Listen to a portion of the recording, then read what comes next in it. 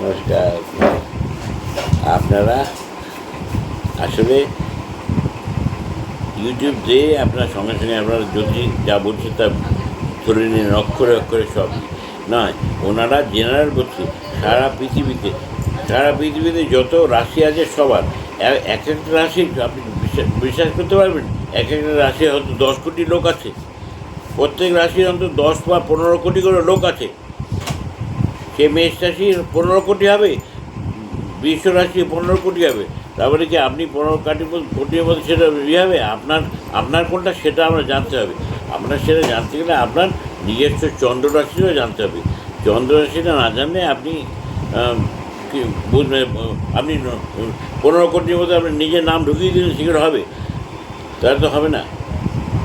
একই দিনে জন্মালেই সবাই সব কিছু হয়ে যায়। যদি মৃত্যু, তাহলে তো 25শে বৈশাখ আমাদের ঠাকুর রবীন্দ্রনাথ ঠাকুর জন্ম নিয়েছেন। উনি বিখ্যাত লোক, পৃথিবী বিখ্যাত লোক। তারপরে কি সবাই কি 25শে বৈশাখে জন্মে যায় নাকি একখানায় বাচ্চা সেদিন জন্ম হয়েছে? সেদিন জন্ম হয়েছে অনেকে, সুতরাং সবাই তো আর রবীন্দ্রনাথ ঠাকুর হয়নি। সেখানে রাশি নক্ষত্র গণ প্লাস তিথি সমস্ত কিছু দেখে তারপরে হয়। নাম রাখলেই হবে না যে আপনার নন্টু মন্টু আর মানে পরেশ রাউত বা মন্টা ফান্টা যে কোনো নাম রেখে দিলে হয় না। নাম অক্ষর যদি জন্ম সময় যে নক্ষত্র বেরোয়, যে রাশি নামটা বেরোয়, সেই নামটা ধরে নাম রাখলে তখনই বোঝা যায় এই অক্ষর দিয়ে এই নামের লোকটা এই রাশি। কিন্তু আজকাল কি সেটা রাখে? আজকাল সবাই আরে মনারে সোনারে বলে আমার ছোটকা বলে নাম রেখে দিলাম, আমরা যেমন কিছু নাম রেখে দিলাম। তাহলে সেই রাশি নাম ধরে কি রাশি মিটবে? এটা বেসিকটা আপনারা বুঝুন।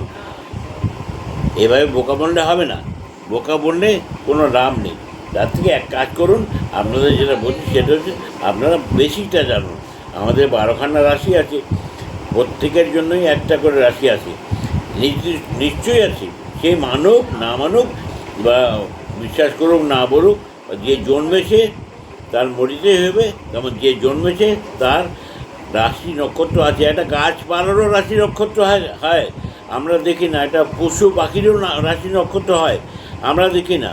কারণ আমরা আমাদেরকে নিয়ে ব্যর্থ। আমরা চাই আমারটা কী হবে। সবাই আমি করলে হবে না।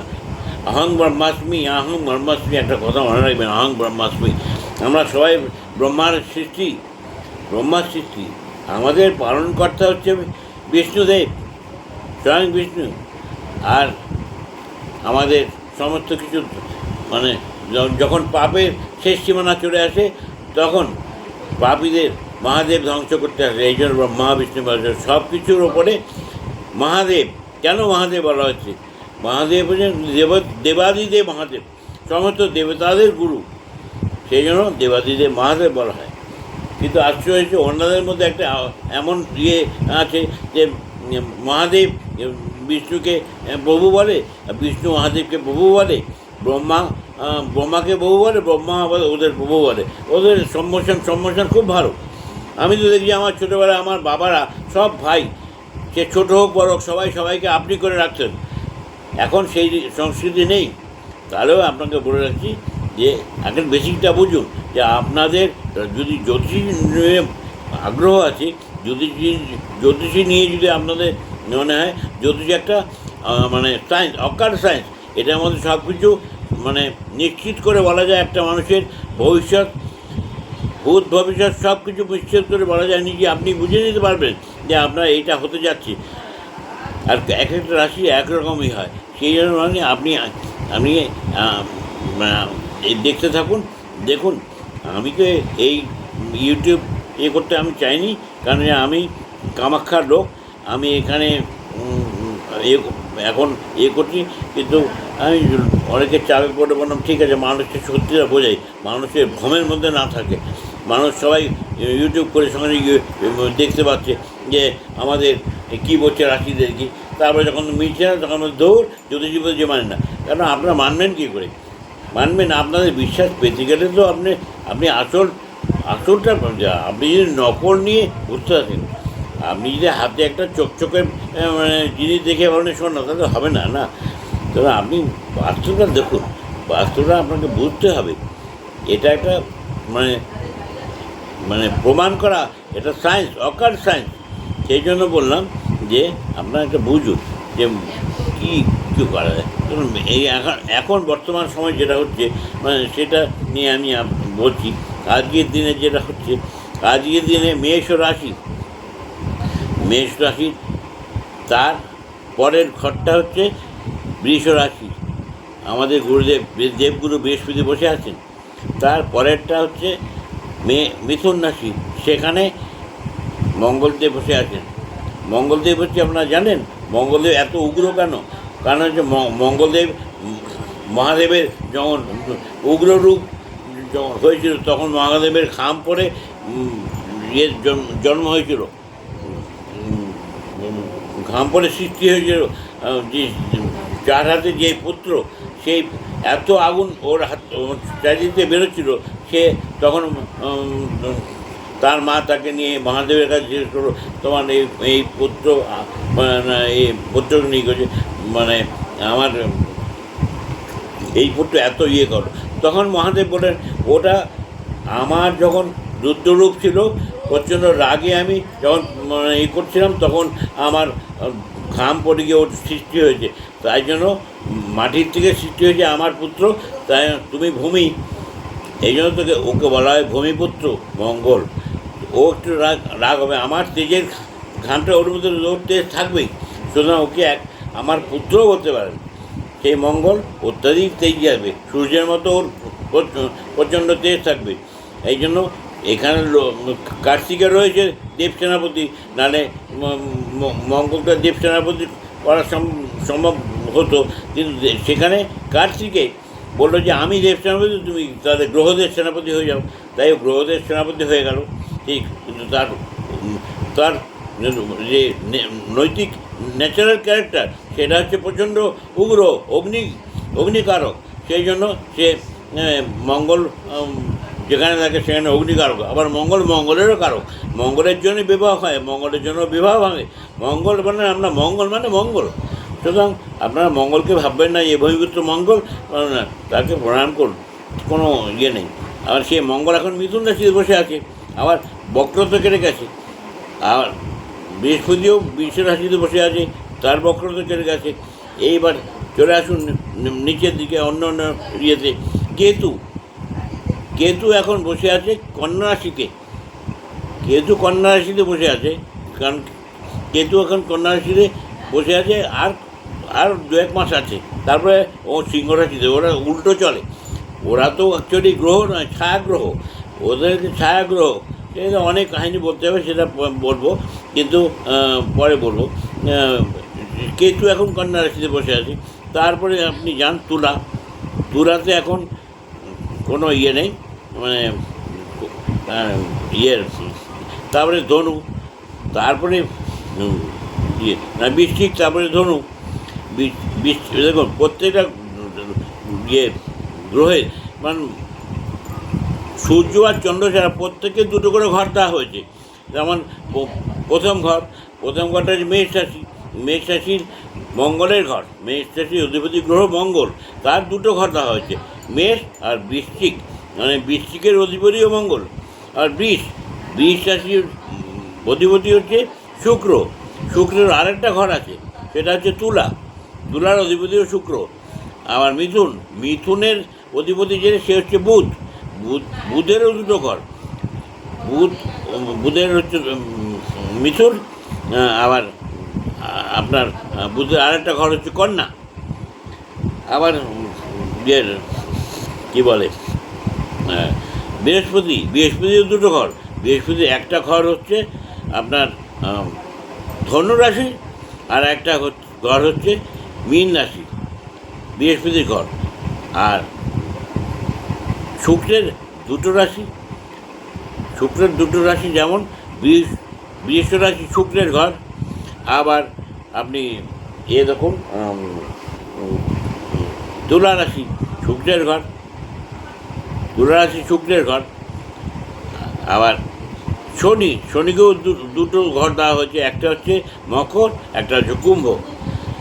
আর এই এই যে ব্যাপারটা হচ্ছে, রাহু কিন্তু নিজস্ব কোনো ঘর নেই, ও যেই ঘরে থাকবে সেই ঘরে ক্যারেক্টার নেবে, কারণ ও একটা ছায়াগ্রহ যেখানে থাকবে তারই ক্যারেক্টার নেবে। তবে রাহু কিন্তু সম্বন্ধে লোকের ধারণা খুবই খারাপ, জ্যোতিষীরা সবসময় বলে খারাপ, কিন্তু আমি বলছি না খারাপ, কারণ রাহু কেতু তারা দেবত্ব লাভ করেছে, কারণ যে মুহূর্তে ওরা ছল করেও অমৃত পান করেছে, তাদের মধ্যে দেবত্ব লাভ করা হয়েছে। ওরা দেবত্ব ব্রহ্মাকে বলেছে আমরা দেবত্ব নেব না, বলে না তোমরা অমৃত পান করেছো, তোমার দেবত্ব নিতেই হবে। তখন বললো যে দিদি দুটো কন্ডিশন আছে, আমি সূর্য আর চন্দ্রকে খাবো, কারণ ওরা দুজনেই আমাকে ধরিয়ে দিয়েছে। তখন ওরা ঠিক আছে, এরা মেনে না, মানে সূর্য যখন দুজনে রেগে গেল, আরে আমাদের খাবে কি আপনি মেনে নিচ্ছেন কেন? বলে ধীরে ধীরে চিন্তা করো না, সব কিছু চিন্তা ভাবনা করেই বলছি, কোনো অসুবিধা নেই। ওদের আমাদের যে নৈতিক ইয়েটা, ও অমৃত পান করেছে, ওকে দেবত্ব নিতেই হবে। তখন ওরা দুজনকেই দেব বলা হল। রাহুকে তো একই লোক দুই, যেহেতু মোহিনী রূপে বিষ্ণুদেব গলা কেটে দিয়েছিল, তাই জন্য ও একজন মাথাটা হয়ে গেল রাহু, দেহটা হয়ে গেল কেতু। ঠিক আছে, দেহের মধ্যে কোনো ইয়ে নেই, মন নেই। যা হোক, সেই যখন মানে গ্রহণ, আমাদের যে গ্রহণ না, চন্দ্রগ্রহণ সূর্যগ্রহণ, সেটাও কিন্তু যখন এই মাসের 14 তারিখে চন্দ্রগ্রহণ হবে, যেমন চন্দ্রকে গ্রাস করবে। আমার সায়েন্টিফিকলি বলে সূর্য আর চন্দ্র মানে পৃথিবীর সূর্য আর পৃথিবীর মধ্যে ইয়ে আছে, চন্দ্রের মাঝখানে পৃথিবী চলে আসে। চন্দ্রগ্রহণ 14 তারিখ, আবার 29শে মার্চ আবার সূর্যগ্রহণ হবে। যদিও আমাদের এখান থেকে সূর্যগ্রহণ দেখা যাবে না, কিন্তু অনেক মানে আফ্রিকান কান্ট্রি, অনেক দেশ থেকে দেখা যাবে, কারণ পৃথিবীর সমস্তটা ঘুরতে সূর্যদেব, সুতরাং যে দিক দিয়ে দেখা যাবে সেখানে। আমাদের এখানে যখন রাত তখন দিন, সেই জন্য দেখা যাবে না, কিন্তু তার প্রভাবটা প্রচণ্ড ভালো মানে পড়ে, মানে ভালো খারাপ প্রচণ্ড মিশিয়ে হয়। যাও, আমি যেটা বলতে চাইছি সেটা হচ্ছে যে আপনারা বিভ্রান্ত হবেন না। যে টাইমটা চলছে এখন, যে টাইম সেটা হচ্ছে মানে মেষ থেকে মীন রাশির মতো যা অবস্থা চলছে, সেই অবস্থা এখন খুবই খারাপ অবস্থা এখন চলছে। কারণ এখন সূর্য রয়েছে কুম্ভ রাশিতে, বসে আছে কার সঙ্গে? সূর্য কুম্ভ রাশিতে শুক্রের সঙ্গে বসে আছে, আর শনির সঙ্গে বসে আছে, আর বুধের সঙ্গে বসে আছে। সেই মানে বুধ তো সবসময় সূর্যের কাছাকাছি থাকে। এবার শনি মহারাজ তো ওখানে রয়েছেন, ওখান থেকে শনি মহারাজ ইয়ে করবেন, তার আগেই সূর্যদেব চলে যাবেন, তার আগে শুক্রদেব চলে যাবেন। আবার এদিকে বুধ তো সূর্যদেবের সঙ্গে সঙ্গে থাকেন, উনি পেছনে যাবেন। এবার তারপর শনি 29শে মার্চ গিয়ে হাজির হবেন। এবার 29শে মার্চ, কিন্তু একটা জিনিস বেসিক ব্যাপারটা বুঝুন, যে রবি যেখানে থাকে, রবির যে 14 ডিগ্রির মধ্যে যে গ্রহ ঢুকে যায়, সেই গ্রহ তার আগুনে, আপনি এখন চোখের সামনে একটা টর্চ ধরলে আপনি যেমন চোখে কিছু দেখতে পাবেন না, সেরকমই সেই গ্রহগুলো সূর্যের এত প্রচণ্ড আলো, ওরা মানে এদের বলা হয় অস্ত যাচ্ছে, কারণ ওরা দেখতে পাচ্ছে না। সেই মতো শনির ঘরে রবি থাকবে। দেখুন, এদেরকে আমাদের শাস্ত্রে বলা হয়েছে রবির পুত্র শনিদেব, তো আর মানে পিতা পুত্র এক ঘরে, এদের মধ্যে কোনো কারণে, সেটা অনেক বড় ব্যাপার, আপনাকে বুঝিয়ে পরে বলবো, কিন্তু ওদের মধ্যে নৈসর্গিক মৃত্যুতা নেই। কিন্তু সূর্যদেব যখন পুত্রের ঘরে যখন পিতা যায়, যেমনই হোক পিতা একটু সামনে থাকে, যে না আমি পুত্রের ঘরে এসেছি এখন, ঠিক আছে আমি একটুই থাকি, তাপটা দেখাবে না। কিন্তু এখানে শনিদেব যেহেতু সূর্যের একদম কাছে রয়েছে, যার জন্য শনিদেব অস্ত হয়ে গেলেন, শুক্র অস্ত হয়ে গেলেন, বুধ অস্ত হয়ে গেলেন। তো কী হলো গিয়ে, আলটিমেটলি সূর্যদেব একা রইলেন। এবার সূর্যদেব ওখানে পুরো মাসটাই করবেন। এবার মনে রাখুন, যে টাইমটা আসছে, এরা অস্ত গেলেও গ্রহগুলোর অস্তিত্ব নষ্ট হয়ে যাবে না, তাদের অস্তিত্ব অ্যাকশন নষ্ট হয়ে যাবে না, অস্ত যেতে পারে কিন্তু অ্যাকশন থাকবে। এবং এরা সবাই মিলে আস্তে আস্তে মানে বোকা করছে, মানে এদের এদের যে নৈসর্গিক যে ইয়েটা, সেটা তো আপনি ফল প্রত্যেক রাশিকেই ভুগতে হবে। সামনে আপনি দেখতে পাবেন সামনে যে অবস্থা হতে যাচ্ছে, আমার মনে হয় যে প্রায় মানে সারা পৃথিবীর মধ্যে 25% আপনি দেখবেন ডিভোর্স কেস চলছে। তবে আমি সবাইকে অনুরোধ করবো, আপনার স্বামী স্ত্রী হন, তাহলে আপনার চেষ্টা করে নিজেদের মধ্যে মনোমালিন্য না করে নিজেদের মধ্যে অ্যাডজাস্ট করতে, কারণ ডিভোর্স করাটা সমাধান নয়। আমাদের পূর্বপুরুষ, তাদের মধ্যে কখনো ডিভোর্স ছিল না, কিন্তু আমাদের মধ্যে ডিভোর্স ছাড়াছাড়ি, আর সাময়িক ছাড়াছাড়ি রাগারাগি হতেই পারে, তার মানে সংসার মানে ভেঙে যেতে হবে সেটা হয় না। আপনারা দয়া করে এইগুলো মানে যদি থাকে মনের মধ্যে, ড্রেসটাকে দূর করে দিন, আর আপনার নিজেদের মধ্যে একটা সামঞ্জস্য বজায় রেখে করুন, যাতে আপনারা বুঝতে পারেন যে না, আমরা যখন করেছিলাম তখন একটা অন্য একটা মানে অদৃশ্য শক্তির প্রভাব করছিলাম, কিন্তু আমরা এখন ভালো আছি। আমি আজ জীবনে যে স্বামী স্ত্রী বলে না, মানে একে অর্ধাঙ্গিনী কেন বলা হয়, কারণ একে অন্যের কারক। আমার অর্ধ অঙ্গ আমার স্ত্রী, আমার স্ত্রীর অর্ধ অঙ্গ আমি, সুতরাং আমরা দুজন এক, সুতরাং আমরা আলাদা হব না। এই যদি মনে মনে আপনারা কখনো ভাবেন যে আমার মানে আমাদের দুজনে বনছে না, আরে বনি মানে তো এমন পৃথিবীতে কোন স্বামী স্ত্রী আছে যাদের মধ্যে ঝগড়া হয়নি? ঝগড়া যদি না হয় তাহলে কোনো স্বামী স্ত্রী হয় না। সারা জীবন শুধু মানে থাকবে তা নয়, সারা মানুষের চরিত্রই আছে, মানুষের মধ্যে চরিত্রই আছে যে রাগ, মান, অভিমান, এগুলোই। এই টাইপের যদি ঝগড়াঝাটি হয়ও, তার মানে এই নয় যে এইটার পরিণতি আমরা একে অন্যকে ছেড়ে দেবো না। সারা জীবনের জন্য 7 জন্মের জন্য আমরা একসঙ্গে থাকবো, এইটাই প্রতিজ্ঞা না হয় যদি শাস্ত্রের মধ্যে বিয়ে করা হয়। সুতরাং আপনারা দয়া করে একটু মাস থেকে সামনে চলবেন। তারপরে এপ্রিল মে 2 মাস শনি রাহু, অনেকে বলছে শনি রাহু একসঙ্গে থাকলে প্রচণ্ড খারাপ অবস্থা, মানে সাপির যোগ। দেখুন কোথায় বসে আছে দেখতে হবে তো। মীন রাশিতে শনি যাচ্ছে 29 তারিখ, কার ঘরে যাচ্ছে? বৃহস্পতি, গুরুর ঘরে। আপনি বলুন তো, মীন রাশিতে রাহুও বসে আছে, সেও গুরুর ঘরে। এবার আপনি বলুন যে আপনি কি কোনো মন্দিরে গিয়ে আপনি জুতো পরে ঢুকে যাবেন? না, তাহলে আপনাকে বার করে দেওয়া হবে। সুতরাং আপনি মন্দিরে যখন যাবেন তখন আপনি যতই বাজে লোক হোক, খারাপ লোক হোক, আপনার মনের পরিবর্তন হয়ে যাবে।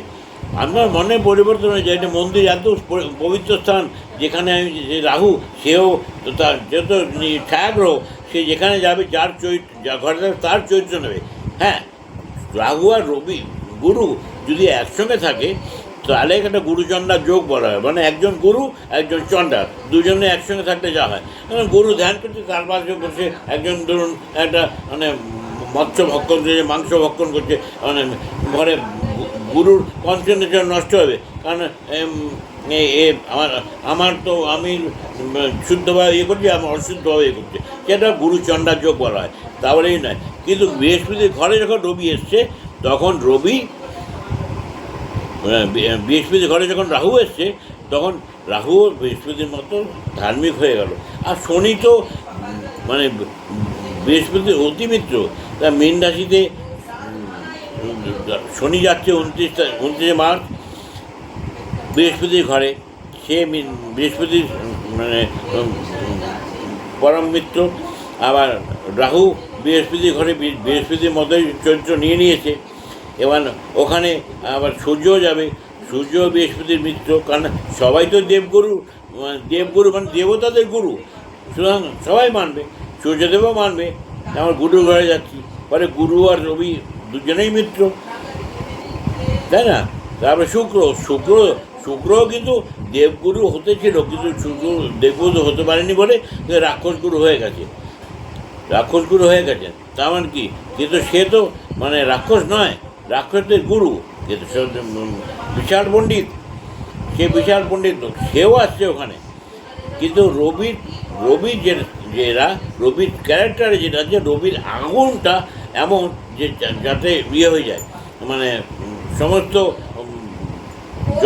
14 ডিগ্রির মধ্যে যারা আছে আমাদের মানে এটা 30 ডিগ্রি দাঁড়ায়, এর মধ্যে যদি 14 ডিগ্রির মধ্যে কোনো গ্রহ ঢুকে পড়ে সেই অস্ত চলে যায়।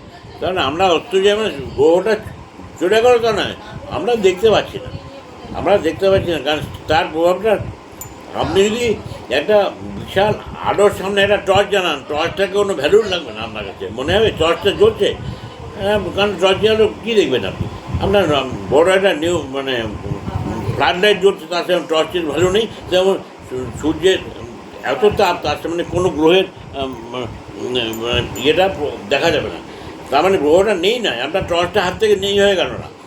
সেই জন্য আপনি নিশ্চিত থাকুন, আপনার ওই না প্রভাবটা থাকবে। তবে এবার আপনার যে নেটাল চার্ট, অরিজিনাল জন্মের সময় যে চার্ট হয়েছে, সেই চার্টটায় আপনার সব কিছু প্রমাণ করা আছে, আপনার কী হতে যাচ্ছে, কী হবে, কোন পজিশন কোথায় আছে সেইটা দেখতে হবে। কারণ সব কিছু গ্রহের একটা মানে প্রভাব আলাদা থাকে। মানে যেমন বলি মেষ রাশিতে সূর্যদেব তুঙ্গস্থ উত্তরায়ণে থেকে শুরু হয়ে উনি সবচেয়ে শ্রেষ্ঠ স্থানে থাকে। আবার তুলা রাশিতে উনি নিযুক্ত হয়ে যান। বৃষ রাশিতে চন্দ্র তুঙ্গস্থ, আবার বৃশ্চিক রাশিতে উনি নিযুক্ত হয়ে যান। আবার আপনার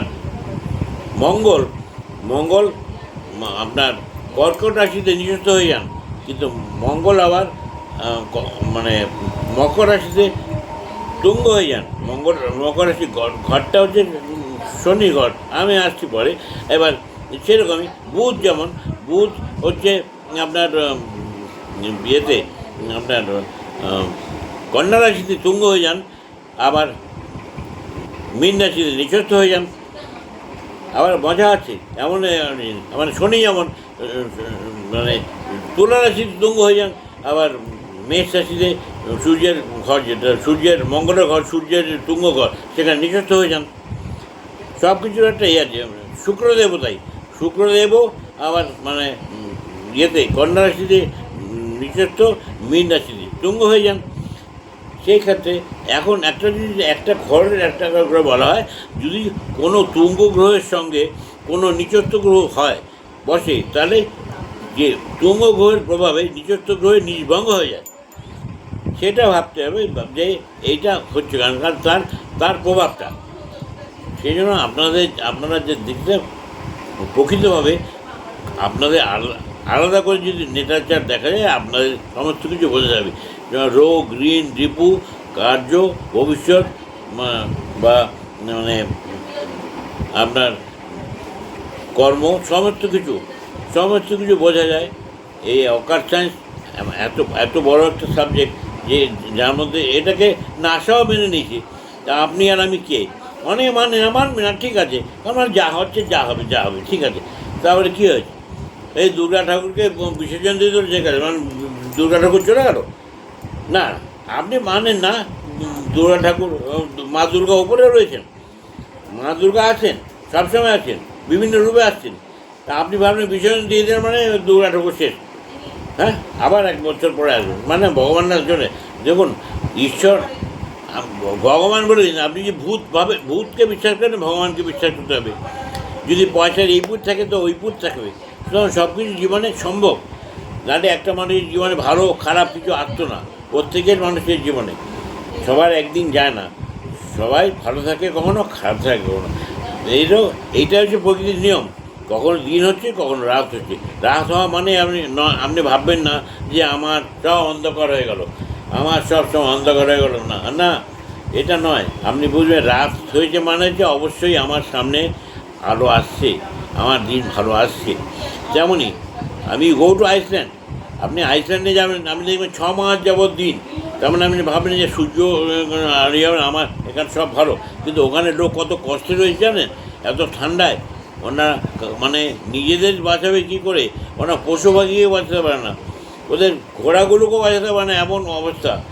কিন্তু কী ওরা মরে গেলে ওই মাংসগুলো কেটে জমিয়ে রেখে দেয়, কারণ ওগুলো জমে যায়। আপনি চায়ের কাপ যদি আপনি আকাশে ছোড়েন ওপর থেকে, সে ওখানে জমে যাবে। সেরকম মানে ওই মাংসগুলো ওরা জানে ফ্রোজেন, পুরো ফ্রিজ হয়ে গেছে, সেই মাংসগুলো কিন্তু ওরা মানে মানে 6 মাস যাবৎ ওগুলো মানে এমন মানে বরফের টুকরোর মতো হয়ে গেছে, ওরা আইসক্রিমের মতো খেয়ে নিচ্ছেন, কাঁচা খাচ্ছেন। ওরা জীবন ধারণ করতে হবে, খাচ্ছেন। আপনি ভাবেন আর কাঁচা মাংস খাচ্ছে, ওরা খাচ্ছে, কী করবে? কিছু করার নেই। জীবন ধারণের জন্য মানুষ যখন যেটা প্রয়োজন সেটা খায়, যখন যেটা প্রয়োজন সেটা খায়। আপনি খান না, আমি খাই না। আমাদের যদি এমন অবস্থা কখন হয় যে আমার খাওয়ার সামনে কিছু নেই, তা আমি সামনে যা পাবো তাই মুখে দিয়ে দেবো। যেমন অনেক খিদে এমন একটা জিনিস, ওইটা ভগবানে দিয়েছে। সুতরাং খিদেও যেমন দিয়েছে, তৃষ্ণাও তেমন দিয়েছে, আবার কর্ম দিয়েছে, কুকর্মও দিয়েছে, ভালো স্বভাব দিয়েছে, খারাপ স্বভাব দিয়েছে। আমাদের বিভিন্ন চরিত্রে সবচেয়ে শ্রেষ্ঠ হচ্ছে মানুষ সৃষ্টি। ব্রহ্মার সবচেয়ে সৃষ্টি মানে বড় সৃষ্টি হচ্ছে মানুষ। সেই মানুষ হচ্ছে মানে সারা সৃষ্টির মধ্যে সবচেয়ে ভালো, কিন্তু সবচেয়ে ভালো প্রদীপের নিচে অন্ধকার থাকে। সবচেয়ে ভালো বলেই, তার বুদ্ধিটা বেশি দিয়েছে বলেই সে আবার সবচেয়ে খারাপও। মানুষকে মানে পশু পাখিরা এত খারাপ নয়, মানুষ যত খারাপ হয়, তবে সবাই খারাপ হয় না, সবাই খারাপ নয়। কিছু মানুষ আছে যারা সত্যি ভালো, তারা ভালোদের জন্যই সংসারটা এখনও আছে। নাহলে যদি সব খারাপ হয়ে যেত, মহাদেব সৃষ্টি ধ্বংস করে দিত। কলকি তো কলিযুগ শুরু হয়েই গেছে, কলকি অবতার আসবে সব ধ্বংস করে দেবে। সুতরাং আপনার করতে হবে না। আপনি এইটুকু মনে করুন। আমি পরের অধ্যায়ে আপনাদের অনেক বিস্তারিতভাবে জানাবো। আপনারা যদি চান আমার চ্যানেলে আসতে চাইছেন, আসবেন না। আপনার যার মনে হয় আপনি কিছু সাবজেক্টটা জানতে চাইছেন, আপনার নিজের ভবিষ্যৎ সম্বন্ধে জানতে চাইছেন, বা নিজের মা বাবা ভাই বোন সবাই ভালো থাকুক, সবার সম্বন্ধে জানতে চাইছেন, তাহলে আপনারা আমাকে আমার চ্যানেলে আসতে পারেন। আমি জানি না কী বলে সাবস্ক্রাইব করতে হবে আমাদের, আমি এত কিছু বুঝি না। আমাকে জোর করলো যে আপনি আপনার কথাগুলো দেশকে জানান, সবাইকে জানান, লোকে সত্যিটা জানুক, তাই জন্য বলছি। এবার আপনারা যদি আসতে চাইছেন, জানি আসার জন্য মানে সাবস্ক্রাইব করতে হয়, নাহলে আপনি আমার পরের চ্যানেলটা পাবেন না, এরকম জানি। যাক, সেটা আপনি বুঝবেন। আমার ধন্যবাদ। আপনারা এরকম পরে আমরা আরেকটা পরের সিরিজটা আসছে, দেখবেন। ধন্যবাদ।